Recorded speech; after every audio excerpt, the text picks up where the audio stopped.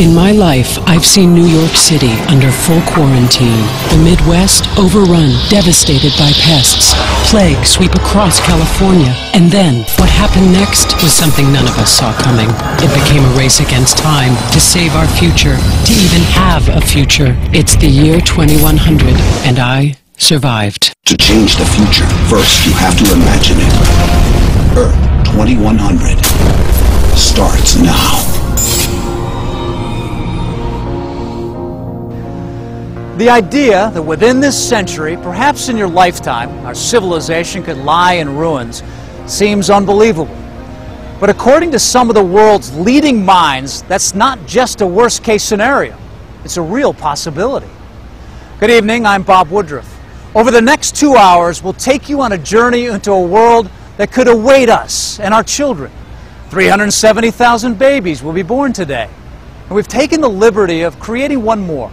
A fictional character we're calling Lucy, who will be our guide through this century.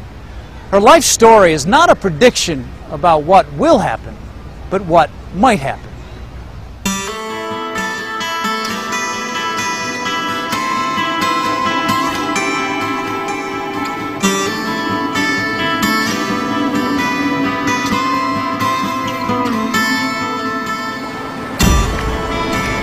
This once glorious city, whose lights at night could be seen for miles, empty now. Its towering skyscrapers, once a testament to our ingenuity, now stand as crumbling monuments to our demise. Maybe only artists can grasp what that kind of future really holds for us. It's perhaps in the area that we think of today as science fiction, but that could be a very real future for the planet. 100 years from now, if New York is abandoned, I can imagine some advanced creatures, maybe humans, maybe extraterrestrials, looking at New York and saying, those ignorant people, how on earth could they have ever expected to survive? I can ask myself what happened, but where do I begin? With the droughts, the famines, the plague? It began long before all that. I lived through it all. My story is everyone's story, the story of the last century.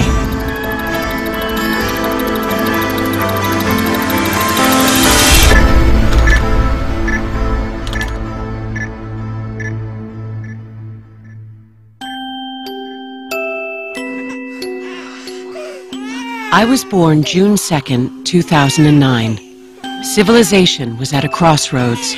We were in a race for our future.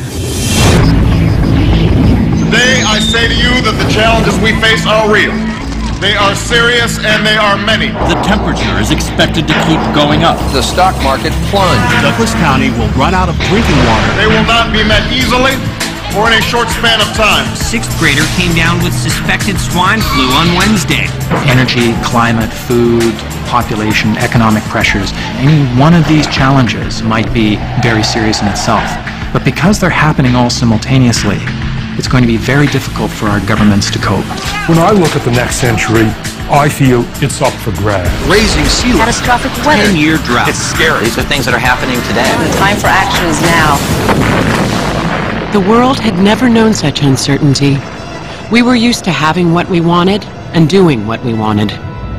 The analogy that I would draw is someone looking at their bank account, and week after week they're withdrawing money and they're enjoying a good life. If they would bother to read the statements, they would see that the bank account is dropping $900, $800, $700, $600. And at that rate, you know that in another 6 months of the good life, there's not going to be a good life anymore. We've acted as though we were independent of the environment. We burned fossil fuels. We've overused our renewable resources in the belief that we could do that forever. People are complaining about the economic crisis we have right now. You haven't seen nothing yet. You know, if we continue down this suicidal pathway that we're on, where we basically turn living stuff into dead stuff and call that economic growth, this will look like the good old days.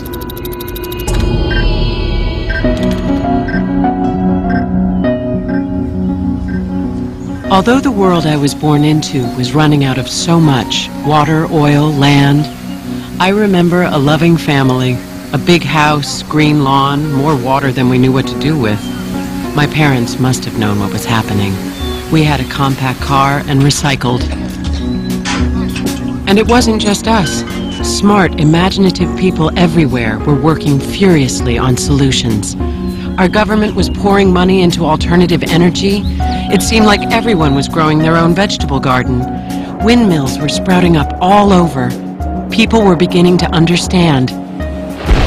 But the clock was running out, and nature was always one step ahead. Flowers are blooming earlier, and trees are leafing earlier. Birds are coming back from migration much earlier. If you were to pull back from the Earth, what you would see is sort of a refugee movement, if you will. And species are moving their ranges farther north to get to cool, from south to north, and from the valleys up to the mountaintops.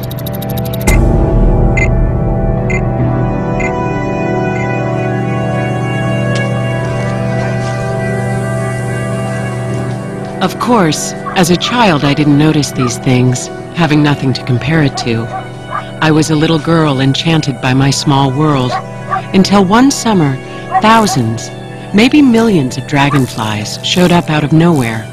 They were delicate and beautiful, and I put one in a jar. My mother was puzzled and looked them up.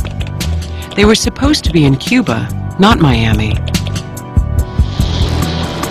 It was not until much later that I realized they were a sign of what was to come. It's 2015, 6 short years from now, and the best laid plans are getting underway.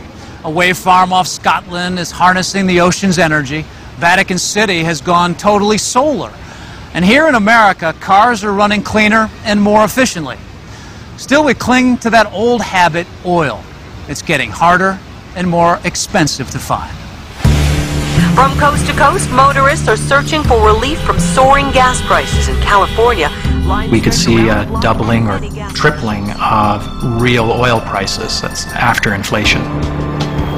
We're running out of oil, and we've created a society, the American way of life is what we call it, based on the assumption that oil will be plentiful forever. The large spread out suburbs that we've grown accustomed to, the strip malls, the big box stores with their enormous parking lots around them, all of those have been made possible because we've had cheap gasoline, and as energy becomes much more expensive, you'll see that those areas become less desirable places to live.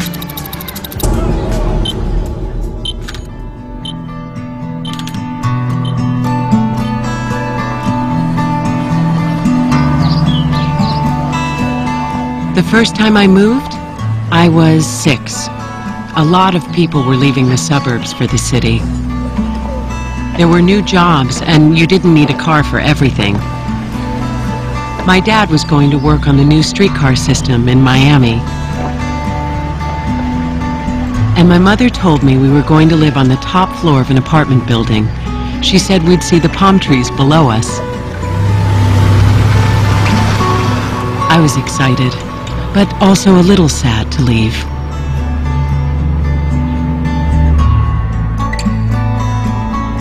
As the price of oil goes up, it will ripple through every part of the global economy. In Washington today, protesters demanded an end to rising food prices. Our agriculture system is almost wholly dependent on cheap oil. Tremendous amounts of diesel fuel that are used in planting and harvesting, and then moving this stuff all these vast distances. By 2015 in the United States, add about 20 million people to the population, and then just play out what that does to consumption patterns. I mean, the number of people that we've got to feed. There's just basically this slow creeping tension for natural resources. As the American way of life becomes increasingly unsustainable, the rest of the world will be trying to catch up. The Chinese like cars, and they like big cars. You have 14,000 cars added to China's roads daily. Incomes are rising really rapidly. They're moving into meat-based diets. You need 10 pounds of grain to get 1 pound of meat. There is simply no way that the rest of the world can start eating meat the way we do. If everyone in the world consumed as much as the average American, it would take the resources of 4 Earths to support the planet's population. Which raises the question, should the rest of the world consume less, or should we? American habits, though, are hard to break. We in the U.S. have gotten used to the idea that we're somehow immune to natural limits and it's the other people who are going to suffer. Good morning, Miami. The summer of 2015 is on track to become one of the hottest in history.